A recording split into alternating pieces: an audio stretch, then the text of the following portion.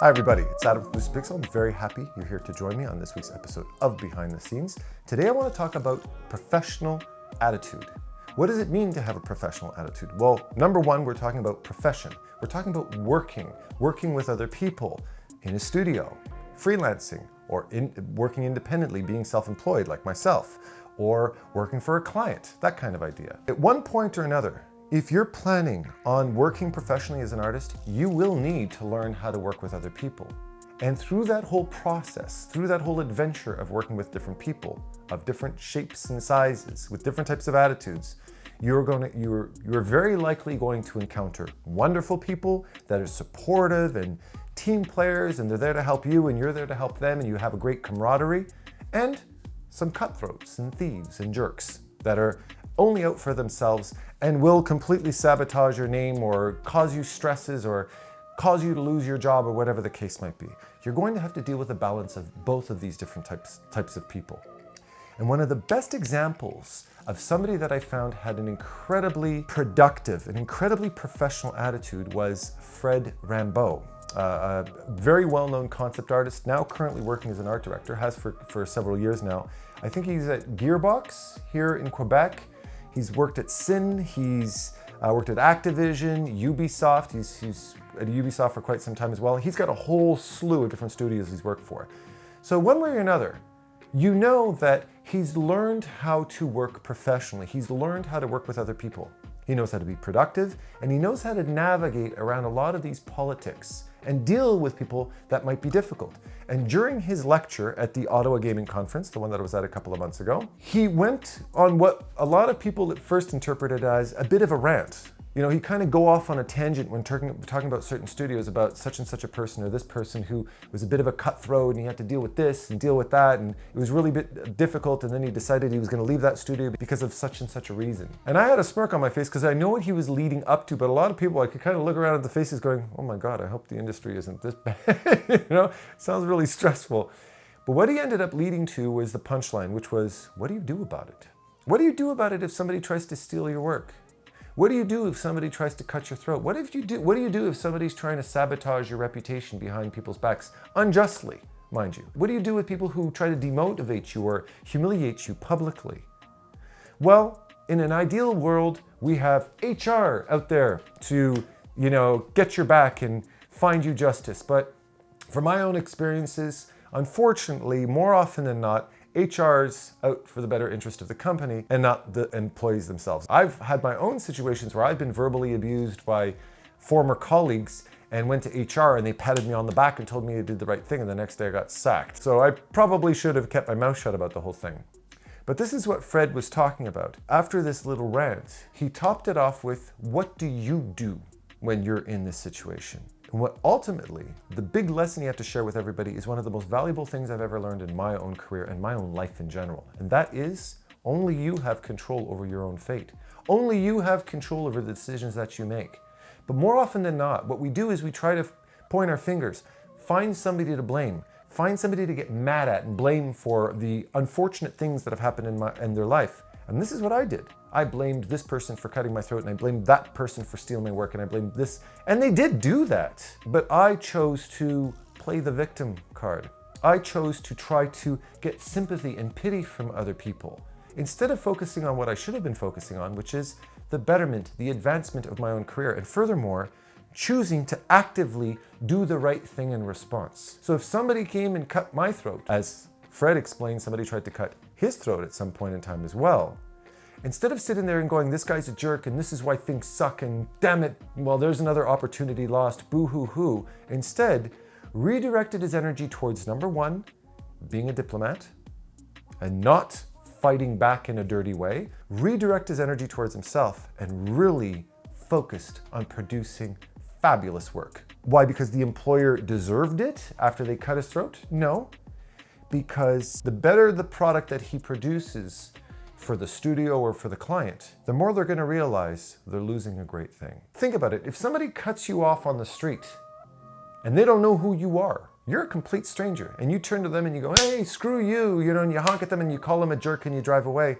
you are giving them absolutely no excuse to regret cutting you off. But if they cut you off and you go, okay, well, if you need it that bad, go ahead and take it.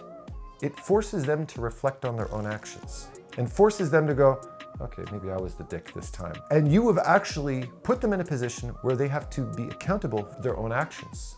You're accountable for yours, they have to be accountable for theirs. Maybe they're assholes and they'll take advantage and go, yeah, screw you and learn how to freaking drive.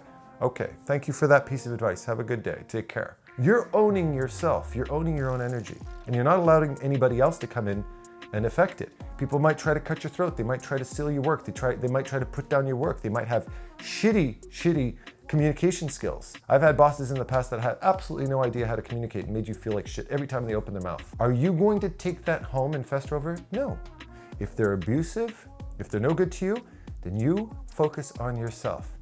You take the high ground, you hold yourself strong, you focus on producing your best work because that's what your career is going to benefit from. And when you do finally leave that place, which you will if you're being abused, because nobody wants to stick around in an abusive environment. When you do leave, because you held strong, held your chin up and produced your best work up until the very end, worst case scenario, they lost a good employee. They lost somebody with a good attitude. If the employer rewards people for cutthroat attitudes, then when you leave, they're losing that last little bit of quality the studio had, and you can redirect that good energy towards an employer that deserves you. Let the cutthroats eat each other alive. I don't know if I ever spoke about this in an earlier art talk, but I had an ex-colleague at one point who would blatantly steal work right in front of people's noses. And I remember sitting in a client meeting. This was just relatively early on in my career. And I was sitting down with all of these delegates from different companies and stuff like that, a pretty big event, a meeting. And I was at the meeting because it was my artwork being presented to the client. And my art director puts my artwork out on the table and said, these are some of the designs I worked on for the game. And I looked at him and I said, your designs? And he went, quiet, Adam. And I went, those are my designs. What are you talking about, your designs? You didn't. Adam, if there's a problem, you can leave, he says to me. And I looked at him and went, my face is starting to turn red. What the hell are you talking about? I was probably the 50th person he's ever done this to. How did I handle that? I tried to do it diplomatically. I asked him privately to a meeting. I didn't say anything publicly. And I sat down and I said, why did you take credit for my work?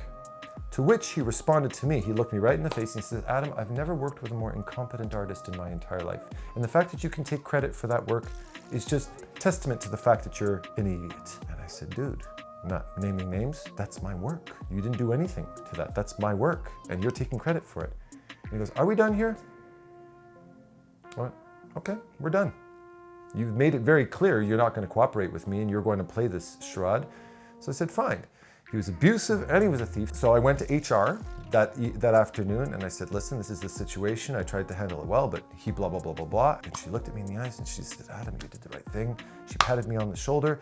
I thank you for coming to me. You were smart to come to me about it and not start some internal feud about it. I said, thanks. The next day was my birthday. For some reason, they just started plowing me with work. You got to do this and this and this. We got to get this done. The client really wants it. We got to rush, rush, rush. They wanted me to get this work done. Okay, fine. Come 4:30, I get a call on the intercom. They invite me into the HR's office where she sits me down and she says, Adam, you've been sacked. Take care. Give me your card key, please. And I went, wow. I've been had. I was abused, I was ripped off, and now I've been fired. So as you can imagine, as I was walking out of that place, I had my face was boiling red with it. But then something remarkable happened. As I'm walking down the hallway, and I get in the elevator, which was about 15 feet away. I get into the elevator and I go 2 floors down. It was literally a 10, 15 second ride down a couple of floors. And by the time I got down to that bottom floor, I felt this feeling of relief. I felt this release. I went, and that release was, I never have to work here again. I never have to work with these idiots again. And I was also relieved about the fact that I didn't burn my bridges on the way out the door. The guy screwed me. The guy ripped me off. He completely screwed me over. But I walked out of there without doing anything I regretted. I could have turned around and punched the son of a bitch in the face. I could have tried to blacklist him. I could have started a petition online. I could have done anything. I could have gone on some rant. I didn't. I held my head up high. I walked out of there. I knew with confidence that this was my artwork and I can produce it again. He, on the other hand, can't because he didn't have the talent to be able to produce artwork like that. That's why he got me to do it. And I let it go and I moved on with my career. I met some wonderful employers. I had some wonderful opportunities. I had other shafts and other shitty things that happened to me. But ultimately, I left him behind and I left the company behind. Had I done something equally negative back to him, which we can all agree he deserved, had I done the same thing back to him, then that would have done nothing more than leave a stain on my career. And I've left a couple of stains on my career. I've messed up. I've allowed my ego to get the best of me. I've done my share of stupidities, but I've learned from them. But ultimately, my heart and my ambitions and my focus were in the right place. So in the long run, I didn't end up completely ruining my career as this idiot did. Well, coming back to Fred and his talk, this is exactly what he told people. He said, regardless of whatever happens to you, you focus on yourself. So when you do walk out of that studio, you've got solid art, you've got a solid attitude, and you've got your head up high.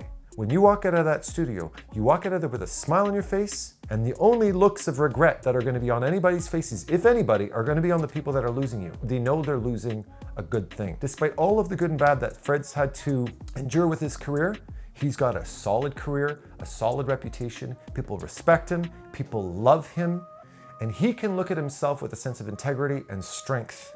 And he can speak about his career honestly because he's got nothing to hide. Take care of who you meet on your way up the ladder because you're going to meet him again on the way back down.